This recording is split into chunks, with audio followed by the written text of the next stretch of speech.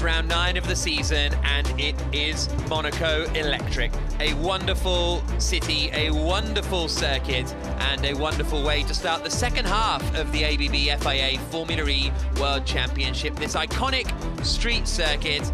How often am I going to say iconic over the course of the weekend? Quite a lot, but there's a reason for it, because it can only be Monaco, with the casino up there at the top of the hill, the palace overlooking the rest of the city. A stunning place to go motor racing. And a beautiful day for it as well. It is going to be round 9 of the ABB FIA Formula E World Championship. This is the Monaco E-Prix of 2023. 3 races in a row, 3 years in a row now, we have been coming to Monaco. Formula E initially was alternating, 1 year off, 1 year on, but now it has become a staple on the calendar, especially after that wonderful race back in season 7. A good race last year. Hopefully we are in for some more entertainment this weekend, because we are, as I mentioned, at the halfway point of the year. 8 down, 8 to go. 3 wins for Kiwi drivers in the last 3 races. Nick Cassidy and Mitch Evans are the 2 drivers that feel like they have the momentum to try and catch Pascal Wehrlein at the top of the standings. But Jean-Eric Vergne is in there as well. He is 3rd in the championship. Jake Dennis, the winner of the opening race in Mexico City, is also in the fight too. 4th in the championship standings coming into this weekend. After this, we have a month off before we go to Indonesia and Jakarta. Nick Cassidy messing around as usual. The chirpy New Zealander.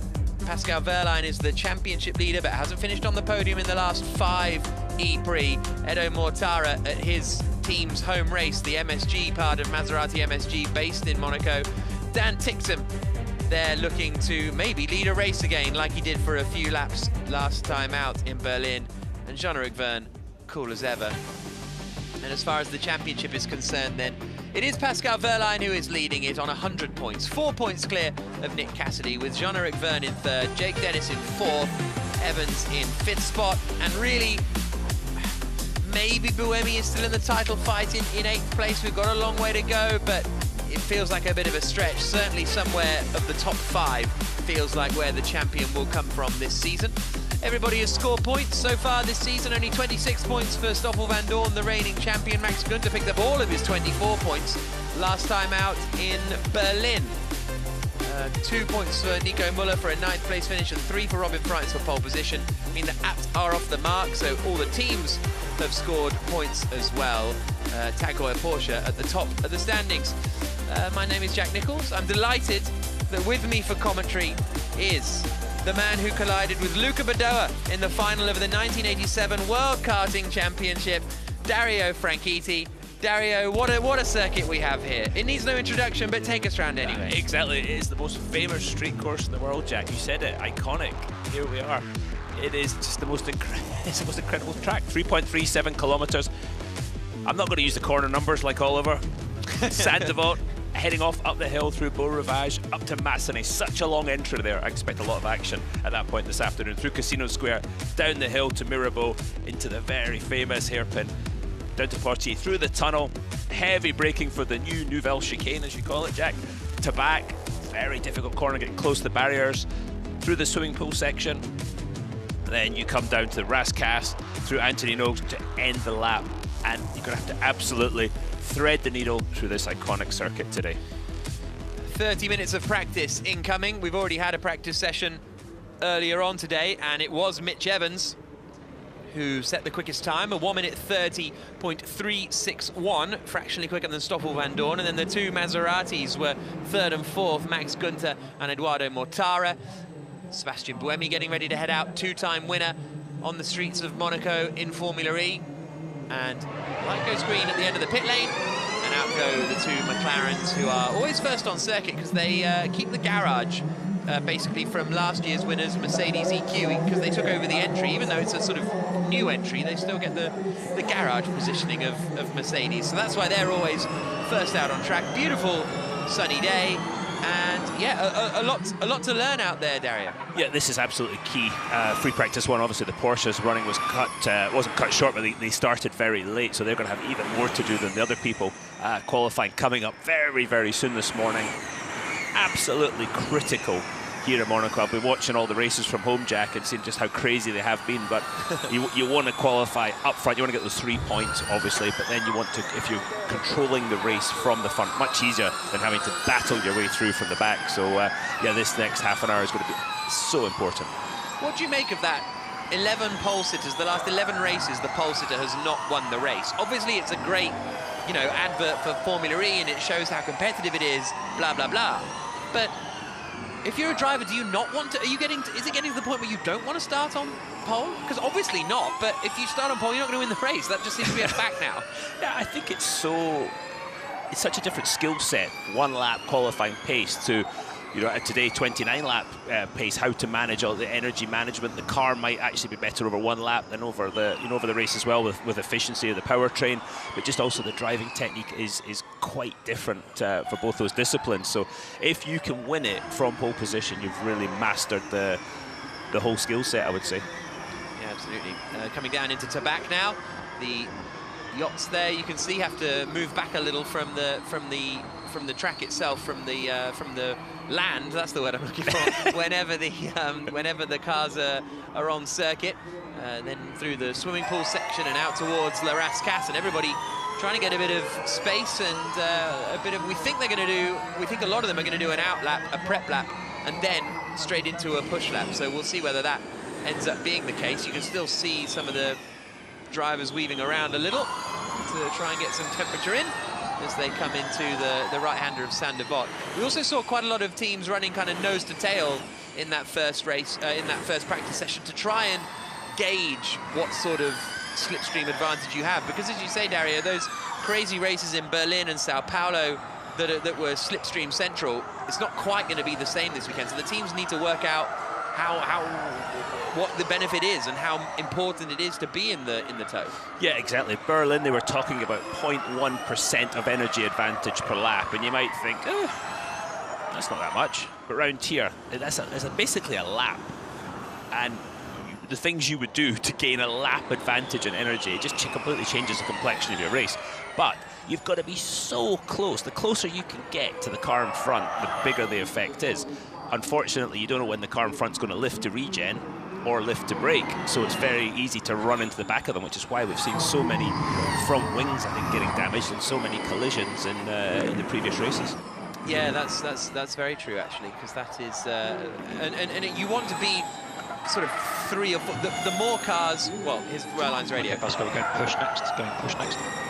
Right, so he's doing a push lap next, but the more cars you're slipstreaming, the better it is, right? But to a point. No, absolutely. If you can run at the back, you get obviously the biggest slipstream, but then the track positions, you're never going to make that up. I think today, and I've been thinking about this quite a lot, he's probably 5th position. But let's watch Championship Lido, Pascal Vergne, as he heads for a lap. If you can. I like that. Pretty good. Yeah. There's the back view. We're going to move around cameras as he does this lap. Look how close he gets to the barrier as he heads up the hill towards Beau Rivage. You see this long entry coming up to Massenet. This is where there's such a long entry, a lot of time to be gained or lost in qualifying and the race through Casino Square. Attack mode over to his left. Now heavily downhill. Bit easier to regenerate energy when you're heading downhill. Watch how much lock he has to put in as he comes to the hairpin. There we go, all the way around. Oh. You'll see some action there this afternoon. Down the hill, back onto the seafront used to be. Yeah. They've built some new apartments through the tunnel. Watch the sunlight, the change of light as he exits the tunnel. Steeply down here again. Heavy braking for the chicane. Oh, that's a cracking camera, is it not? You see the wing vibrating. Just watch how close he gets to the barriers as he comes through to back. You've got to absolutely skim entry, middle, exit barrier to carry the most speed you possibly can through the swimming pool complex. Not a full push lap by any means here. Using as much curb as you can. Not too much though, because if the tub hits the curb, you lose the steering and you crash. Coming through the last corner now, using the curb on exit to control it, and that was a lap of the circuit, but 10 different camera views. I've never seen that before. I like that. Yeah, that was cool. Vergne across the line goes 6th fastest in the end. as you say, not a full If push tyres are lap. good, go for another push again now. If tyres are good, go for another push again now. Carl Wilson-Clark saying go for another push again now, so obviously was push-ish for Vergne. Sam Bird up at the top of the hill at Massenet. He's gone 4th quickest on that opening run on a 31.4, but as I say, the fastest lap time in first practice was a 30.3, so still about a second or so off at the moment. To your point earlier, Jack, about you made in free practice one about Sam. He's yeah, he does seem a bit got sort of a different mental attitude. Your point being that if he had a bad result before, he'd be down, visibly down, whereas now he's sort of shrugging it off, and he's more resilient, I would say, more resilient driver mentally. So, and I think he's still in the fight. I mean, 7th in the championship, but he's not out of it by any means. 232 points. I think 232 points. I did this calculation on my phone last night. So 232 points still available. So, you know, halfway point in the season, still a lot can happen. Yeah, and I think the point with Bird for me is that he's got the pace this year. Last year he was having difficult races, would lose his front wing, and I think was maybe struggling to, not struggling to believe in himself, that's a bit too dramatic, but struggling to believe that because the pace wasn't there either. When the pace is there and you're running at the front and you have a crash, you're like, okay, at least my pace is back, where that wasn't the case last year. Yeah, he was questioning himself, no doubt about it. And you do, it doesn't matter how good you are. You know, you're definitely going to question yourself. A man that was questioning himself, Max Günther, had a terrible start to the season, but that podium in Berlin definitely turned things around. This is a driver's eye view, camera right next to the driver's eye. Sector 1 and practice attack. Keep pushing sector 1, practice attack. Look how the attack mode is on the exit with that barrier coming up in a hurry. Watch him looking around, looking in the mirrors, turning his head into the apex as he approaches the corner, looking down, moving the dials. Driver workload is incredible in a Formula E car, just constantly adjusting. He's preparing for a lap, I would say. Coming up, just looking at tyre temperatures, getting all the dials into the right position for the powertrain. 22 minutes to go as Günther makes his way through the tunnel. But Sasha Fenestraz has just come across the line to go 3rd quickest. Günther is top of the times at the moment. Here is Fenestraz, who's just done a push lap. We'll see what he does this time around as he comes up to the top of the hill. What have you made of Fenestraz this year, Dario? Impressive in qualifying. The race is not quite coming together, but that's kind of true of all of the Nissan powertrains, really. Yeah, exactly right. How much of it is the powertrain? How much of it is him just learning the intricacies of Formula E? You're absolutely right. His qualifying pace has been spot on, but I think with this championship, whether it was sitting here commentating or watching it from afar, you cannot leave anything on the table. You can't, whether that's you as the driver, the powertrain, the strategy, any of that stuff. You make the slightest mistake and you're at the back. And if you do that a couple of weekends in a row, then the questions are asked immediately. And there's nowhere to hide in this championship. And we've kind of said it from the start, but it is kind of something that people troll out every year. Oh, it gets harder and harder, but it does. It's just the margin for error is less and less, and the competitive side of the drivers, the teams, is ridiculous. Oh, big slide from the Jaguar, Mitch Evans up to Massenet. That's what I was expecting to see. Yeah, he's just gone quickest, Mitch Evans, on a 1 minute 30.784, but yeah, pushing hard. Askew was saying earlier on this morning how on the edge you are coming up through Massenet, and Evans proving it there for sure. Yeah, you know, with Massenet, that it's such a long entry, Jack. You're turning for such a long time that you have the opportunity, if you can, to make a bit of time into there. Just playing with a brake. It's not just a brake and turn. And these tyres, these new Hankook tyres, they don't like to do combined turning and braking at the same time. And so, and with the front regen as well, that changes things up a bit. So you've really got to plan out how you're doing that corner and try to find a technique that works to gain some time now. Here comes Edo Mortara across the line in the Maserati, and it's 3rd fastest for him.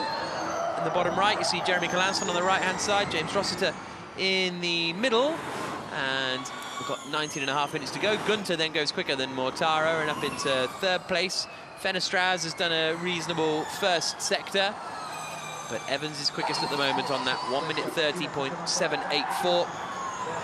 As Mortara makes his way down the hill, going through attack mode. Behind there was Sebastian Buemi in the Envision. Here is Robin Frijns in the Apt Cupra, coming towards Tabak. And how was Frijns' his first free practice session? Wasn't that great, I don't think, for Robin. Oh, it wasn't too bad. No, it was bad. He was a second slower than his teammate Nico Muller.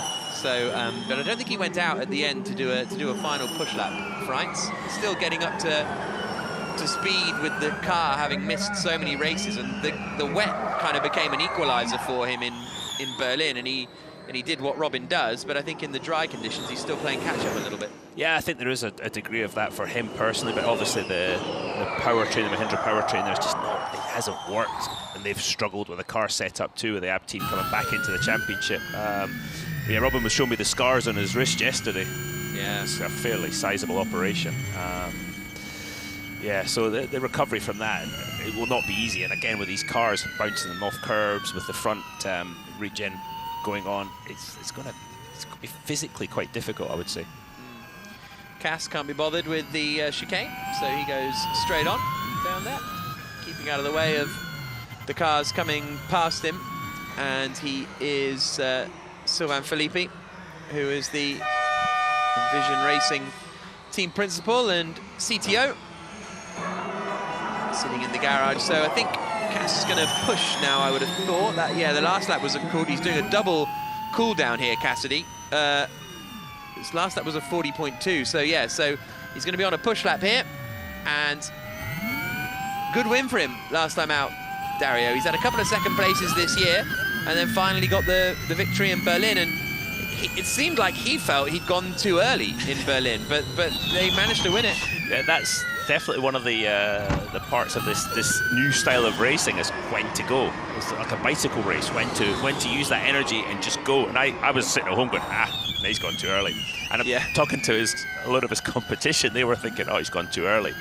But he absolutely nailed it. What he was actually, if you watch the race back, rather than using energy and actually going into an energy hole, using too much energy per lap, he was able to lead that race, pull away, and actually gain energy, put himself in a better position. It was mighty performance from Nick Cassidy, and he's put himself into really strong championship position. And Pascal Wehrlein, who came out of the blocks like a sprinter, has struggled a bit more of late.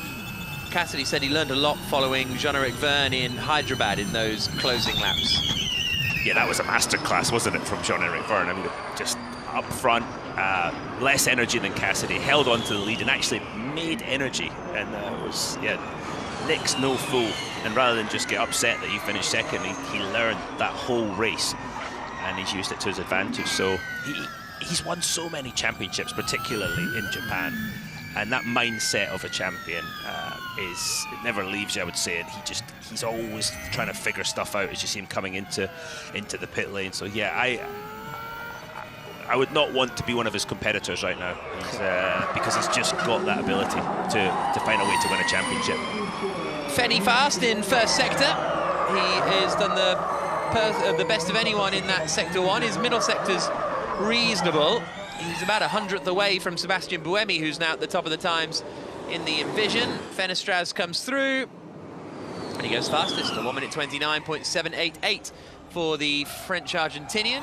And Tommaso Volpe having a little nod, happy with that. He's upstairs in the garages in Monaco. There's sort of an upstairs bit and a downstairs bit. In fact, there's 3 floors, aren't there? There is. To the Monaco pit lanes, and it's very interesting to see where different team principals end up kind of positioning themselves. You know, you've got James Rossiter, who's right there in the middle of it in the garage, and Volpe, who's a little more detached, as it were. I'd want to be in the air conditioning, I think. 15 minutes to go. Here comes Jean-Eric Vergne, the aforementioned. And this is going to be a push lap, I think, for Vergne. Down towards turn 1 at Sanderbot. Climbing up the hill now through Massenet. And again, through Beau Rivage. He's third in the championship, Vergne, very much in the title fight as we go plank cam. I heard a crunch there as he came through the first corner. I heard a crunch from somewhere. I'm not suggesting it was Jean-Eric touching the barrier, but there was definitely that sort of crunch of carbon fibre. Yeah, this is, there you see Jean-Eric getting a little bit of traffic ahead. This is the point where you're going, please, oh, it's his teammate, so hopefully his teammate, Stoffel van Dorn, gets out of the way. It's not so far, unless they're practicing. No, he's getting out of the way. I was going to say, unless practicing some slipstreaming. It's good to see Buemi back up the front. Yeah. This sort of, he's been a bit reborn this season, hasn't he? He had a terrible season last year, but he's got back on it. His one-lap pace has been just incredible. Yeah, really, really impressive. Vergne coming through to back now. His first sector, well, middle sector, 4 tenths down after the middle sector. So Robin Frijns jumps up into 4th position in the apt as Vergne comes into the final couple of corners at La Rascasse, and then into Anthony Nogues. And where's this going to slot? The Frenchman across the line, won here in season 5, 3rd fastest this time around, half a second away from Fenestraz and Buemi. This is Dan Ticktum, who is currently 17th fastest. He's 6 tenths down after the first couple of sectors, and Ticktum goes up into 8th place in the Neo. 13 minutes to go now. That's Cassidy in front of Ticktum. Cassidy was struggling in the first pre-practice session. It sounded like he had a few sort of battery powertrain kind of issues, which is why he ended up so far down the order. So he'll be looking to have a bit of a cleaner session. Yeah, I heard them say that on his push lap. They said, oh, slow down, come in the pit, save the powertrain. So I don't know what that was all about. But he's out there now, still lapping at the moment. He ended up missing he ended up having an accident early last year, which he ended up ruining for the rest of the season. I can't remember which one it was or where it was, but that was the reason he then had to take the grid penalty in. Whoa, flying there, Cassidy, into the Nouvelle chicane. And it looked like everyone was trying to kind of get out of each other's way and ended up getting in each other's way. Bit of a strange one. But yeah, there was some accident early in the season for Cassidy, and that's why when he then had the crash under red flags in New York and they changed the powertrain then, that's why he got a penalty, because he'd already changed it earlier in the year somewhere. So there are limits to how many powertrains and all of that you can use in Formula E, but it doesn't really come into effect in quite the way it does in other series. Buemi, as you can see on the running clock down at the bottom, has done a good first sector, 500ths up on Fenestraz as Da Costa starts a lap now, up Beau Rivage. Buemi's now 3.5 tenths up the road as he comes to the end of his lap. You see the understeer through Rascasse. He's just trying to limit that understeer, trying to limit the temperature of the tyre building up as you go through there. Günther goes 5th fastest. Buemi improves to go faster than Fenestraz by 1/10 of a second. Here comes Jake Dennis. He goes 3rd quickest for Jake Dennis. And already we are, not quite a second, about 7/10 of a second quicker than free practice 1. So the lap times are dropping. 10.5 minutes to go. Here comes Evans through the final turn at Anthony Nogues. He's currently 5th fastest, Mitch Evans. He's 7 tenths down on this lap, so I don't think this will be an improvement for Evans. It is, but by 1/10 of a second or so, so he remains in 5th place, doesn't gain a huge chunk of time as he now climbs up the hill through Beau Rivage. The McLaren behind starting a lap. I think that was René Rast coming into the first corner. Lotterer goes 6th fastest, and Lotterer looked a little better in free practice 1 earlier today. Here's Van Dorn, personal bests in sectors 1 and 2, but still 1.1 seconds down. So this is going to be a huge lap for Van Dorn. Might squeak into the top 10. Oh, Rascasse looks so tricky in these cars. Yeah, exactly right. Just that understeer again, and if you're trying to regenerate through the front axle, yeah, it's not an easy thing to get right. Van Dorn only P10 jet. Yeah, 1.1 seconds off the pace of Buemi. Here's Günther, who pushed in the first sector, but then has backed off, I think. So Günther pushed in sector 1, but maybe a bit of traffic somewhere in the middle sector, so ends up 8 seconds off the pace on that lap, and looks as though he's doing a double cool. Mortara, his teammate, very much pushing, arriving now into the Nouvelle chicane.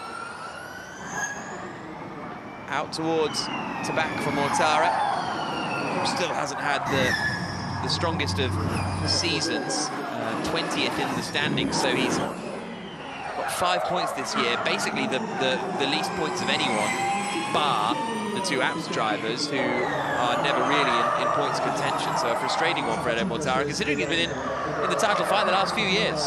Yeah, it just looks massively frustrating for the whole Maserati team. I think the picture of James Rossiter with head in hands has been played many a time this season, but it was great to see that recovery with the podium for Max Günther in Germany, and nowhere like your home race to have a good result. And this is the Maserati MSG's home race. And today they could definitely have a big result. Two great drivers and a good team. Stoffel Van Dorn through the final turn, and he was only 11th quickest last time. He's doing a double push here, so he'll chip away a bit of time.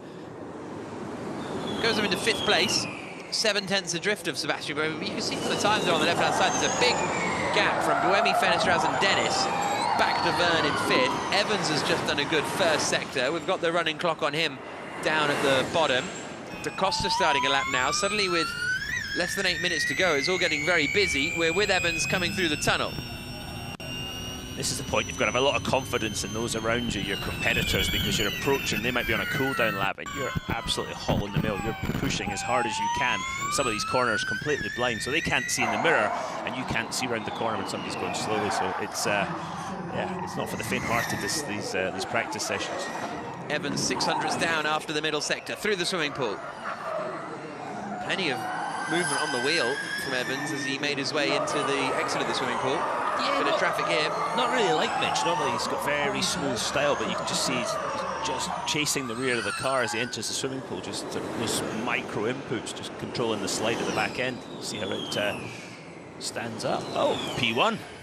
1 minute 29.584 for Mitch Evans, a 10th quicker than Sebastian Buemi. Vergne goes up into 6th place in the Porsche.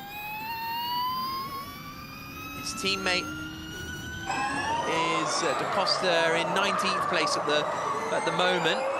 Da Costa is coming into the final turn now, and it's not really. It's a personal best in the first sector for the Portuguese. The middle sector's not that great. Does he jump up the order at all? Da Costa goes him into 9th place, so a second away from Mitch Evans, but only 3/10 slower than his teammate Pascal Vergne, and definitely time to find there in the middle sector for the race winner here in season 7, with 6 minutes and 15 seconds to go all of a sudden. This session's flown by, actually. Yeah, absolutely right. And these guys will be, they're sort of, where's the grip level? That's what they're trying to do. They're learning the grip level. They're obviously working on car setup, but for qualifying, where can I push that little bit more? Where have I pushed too far? And just getting that sort of muscle memory ready for the qualifying laps in group qualifying coming up in pretty short order here. But if you haven't managed to do a proper qualifying lap, you're going into the unknown a bit in some of these corners, and that is not a position you want to be in for qualifying, because as close as it's going to be, that can just knock you out of the qualifying stages. Well, one of those drivers is Nick Cassidy, still in the pits, 1.7 seconds off the pace of Mitch Evans. He was 2 seconds off earlier on, and he's complaining on the radio about massive vibrations under braking. So not good news for Nick Cassidy, the driver who suddenly looked like he was going to be taking the title fight to Pascal Vergne. Long way to go still, but he hasn't had a proper push lap today yet. Here is Buemi. You would normally say, Jack, in a traditional car, oh, it's a brake disc is out of round, or so change the discs and off you would go. But with this, with the massive vibration, I would be asking, is it the front axle or the rear axle? Because it's obviously the motor regenerating is probably causing that vibration. And that's not an easy fix, not in the amount of time we've got before qualifying. Here's Nico Müller. Reasonable first 2 sectors, actually, for Müller. 4/10 down on Evans as he comes now into the chicane. Yeah, the car balance looks good. Oh, but a little flick of oversteer. That helped get rid of the understeer, just that flick into the corner apex. You hear the tyre chirping. Ah, he missed the last corner, though.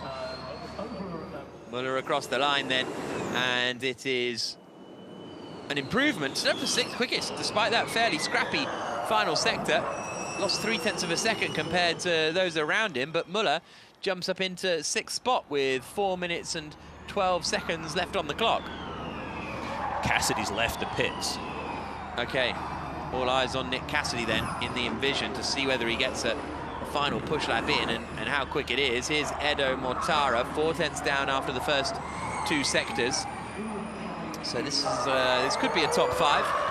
There's still that big gap from Dennis to Vergne where there's plenty of room that I think that gap will get filled pretty imminently. Maybe even by Mortara. Yep, up into 5th place. Just slower than Dennis, but still 4/10 clear of Jean-Eric Vergne and Nico Muller. Günther's done a good first sector. Here comes Sam Bird. He's 4/10 down after the first 2 sectors. He's got a car ahead of him as he comes out across the line. It is Jake Dennis. Bird goes 6th fastest, half a second off his teammate Mitch Evans, who's still in the pits. We saw him being rolled back into the garage a few moments ago. Might be happy enough with his run and not leave the pits again. Günther here looking down at his wheel as he comes into back. After the middle sector, what's Günther doing? He's 2/10 down after the middle sector. Some interesting noises going on the brake. Yeah. When the front motor comes in to regenerate.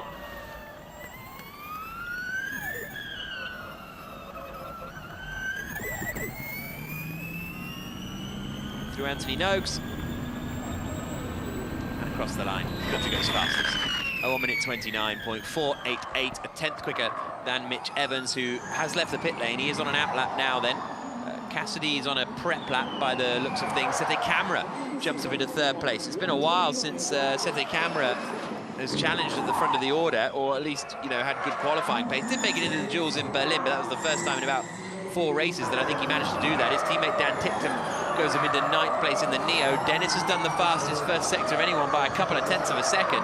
Stoffel Van Dorn is up after the middle sector also. This is the DS Penske man we're watching as he comes across the line, and he goes 4th fastest. Stoffel Van Dorn, a 1 minute 29.642. Here comes Dennis, quickest, 129.413 for Jake Dennis. And he's a driver who finished 2nd in the last race after not scoring points for 4 races in a row. If Dennis finishes the race in the points, he's 1st or 2nd. That's been his whole season. So he either's 1st or 2nd, or he doesn't score any points. Here comes Vergne, the championship leader. He's 3/10 down after the first couple of sectors, so maybe a top 10 incoming here from Vergne, but not much more than that.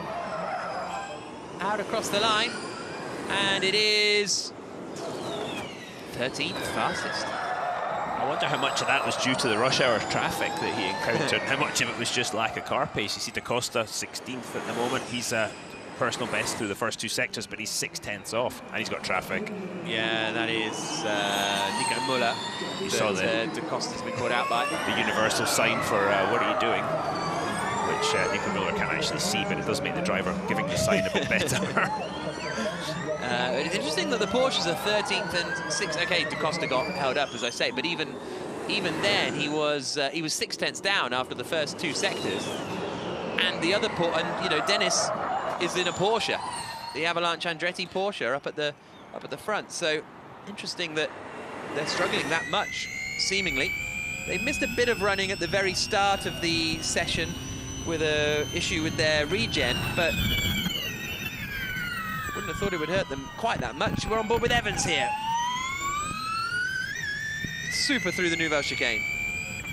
His first sector was pretty sporty. He was a 10th up on the first sector. 2nd sector, he's now 3/10 up. Wah! So close to the wall on the left-hand side coming into the swimming pool.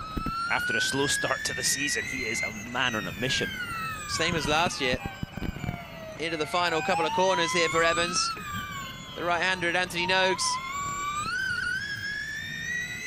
Out across the line, and it is checkered flag and quickest for Mitch Evans on a 1 minute 29.276. His teammate Sam Bird just came across the line to go 6th fastest. Here's Günther. Oh, that looked a little too wide all the way around for Günther. Yeah, just trying to carry a bit too much speed, just lost the front of the car. Comes across the line in the Maserati MSG, 3rd quickest, goes quickest. Shows what we know. 1 minute 29.269, and Rossiter punching the air like he's just nabbed pole is Nico Müller. It goes 13th quickest in the end. 7 thousandths quicker than Mitch Evans, Max Günther. Dennis there in 3rd. There's, I think that's kind of it for a lap. So look at Tictum. Oh, look at Tictum. Here he is, across the line. 10th. Last sector. There we go. I thought we were getting a Tictum special at the end there, but no, it is going to be Max Günther who ends the session fastest for the Maserati MSG squad. 7 thousandths quicker than Mitch Evans. Dennis 3rd. Sete Camera got up into 4th place in the end. Van Dorn 5th. Bird, Buemi, Fenestraz, Vergne, Tictum. I think Porsche are going to be a little concerned going into qualifying. Cassidy didn't.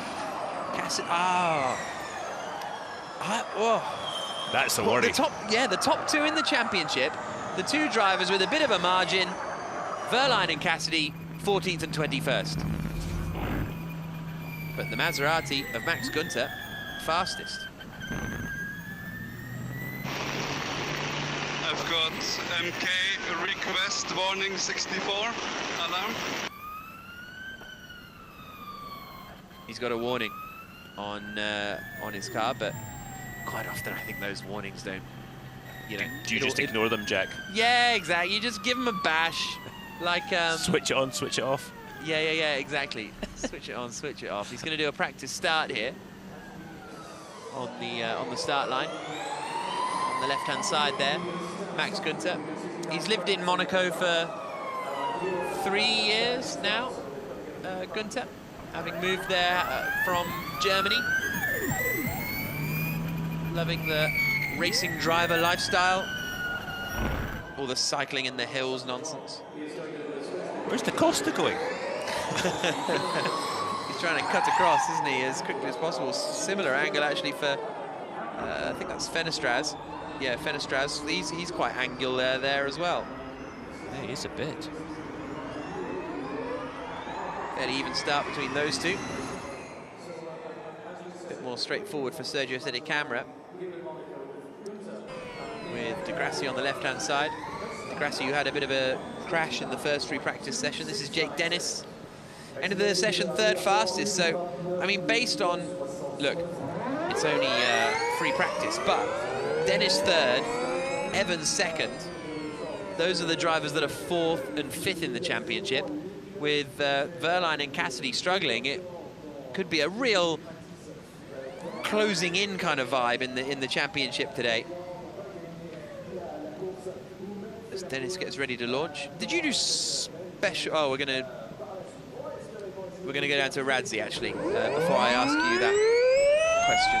I'll wait with bated breath. No, my question was going to be: did you have special helmets? You know, every single race. But you can answer that once we've heard from James Barkley, who's down in the pit lane talking to Mr. Radzi.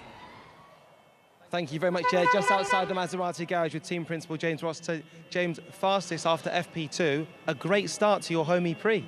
Yeah, it's been a solid start. I mean, we've been quick in practice most of this year, but no, great start from Max so far. So what will be the key to possibly transferring that to quali and eventually the race? I think we learned some valuable lessons early on this season in that, so hopefully we can continue this into quali. Well, race well today and good luck in your home E-Prix. Thank you very much. Cheers, James. Thank you. So James Rossiter, new team principal of the Maserati MSG squad. Helmet, Dario? Didn't change in 20-something years. Wouldn't allow them to change anything about it. Really? Not a bit. Not a. You never did a little special one for this or special one for that? Did one charity one for Indy qualifying one year. That was it. Wow. Otherwise, Wow. no. Well, Max Günther ends the session fastest for Maserati MSG, a 1 minute 29.269, 7 thousandths quicker than Mitch Evans. Jake Dennis in third for Avalanche Andretti. Sergio Sedicamera fourth for the Neo 333 team. And Sasha Fenestraz getting in there in 8th place. Jean-Eric Vergne inside the top 10 as well as Dan Picton. But the top 2 in the championship having a bit of a tough day. Pascal Wehrlein 14th for the Tag Heuer Porsche squad. Nick Cassidy down in 21st place, 1.5 seconds off the pace of Max Günther, and not really getting in a proper push lap. Problems with the car throughout the morning, so they've got a lot of work to do in the 55 minutes before qualifying starts. There is Günther. But yeah, this look, Formula E is always a compressed schedule, Dario, but today more than ever, I think. I don't think we've ever had quite as compressed a schedule as this. I thought it was a typing error on the schedule. It's ridiculous. It means there can be no mistake. Imagine if you throw the car at the barrier, you're done. Yeah, absolutely. Because I think that it's still the same 3 hours between qualifying and the race, but because we don't do free practice on a Friday and because the race is an hour earlier, it gets very, very tight and congested. Normally there's sort of like an hour and a half until quali, or an hour and a half between practice sessions, but as it is, 45 minutes will be on air. But Max Günther is the driver who ends it quickest in what is turning into a beautiful day in Monaco, ahead of round 9 of the championship. Second free practice ahead of the Monaco E-Prix this afternoon. The McLaren's straight out on circuit when the light went green for the final 30 minutes of practice. Pascal Wehrlein, the championship leader, threading his machine through the streets, but ended up struggling overall. Huge moment for Mitch Evans coming up at Massenet. And then Sebastian Buemi threading it around La Rascasse. Ended 7th fastest, Buemi, 2-time winner of the E-Prix. Jake Dennis did a good lap, ended the session 3rd fastest for the Avalanche Andretti squad. Roger Griffiths pleased. Mitch Evans looking quick. Was quickest for quite a lot of the session. Got pipped at the post in the end, but the man who won in Berlin and has won 2 of the last 3 races, he's looking in strong form. But he was pipped to the post by Maximilian Günther. The German in the Maserati MSG car, ending the session quickest on a 1 minute 29.269. And James Rossiter was very happy with that performance indeed. Right, qualifying coming up in 45 minutes time, straight into the debrief. Mitch Evans. Dario, what are you expecting for qualifying? I have no idea. I mean, literally, you cannot pick it and then never forget the race. Just qualifying itself, it's going to be so difficult to just nail that one lap. And if you're 1/10 of a second off, I don't think you're making the duels. Yeah, Günther going straight up into the debrief. They haven't even. Would you even get out of your overalls if quali starts in 45 minutes? God, you wouldn't even get changed. No, absolutely not. Not unless you're massively OCD and you must have a clean set every time. But no, you get straight to the engineer and start working on it. That's not even considering Nick Cassidy, who's got it looks like he's got a technical issue. Yeah, right. We get underway with qualifying. We're on air in 10:30 local time, which is 40 minutes from now. The session starts 45 minutes from now. It's going to be a really, really fascinating qualifying session for round 9 of the Formula E World Championship.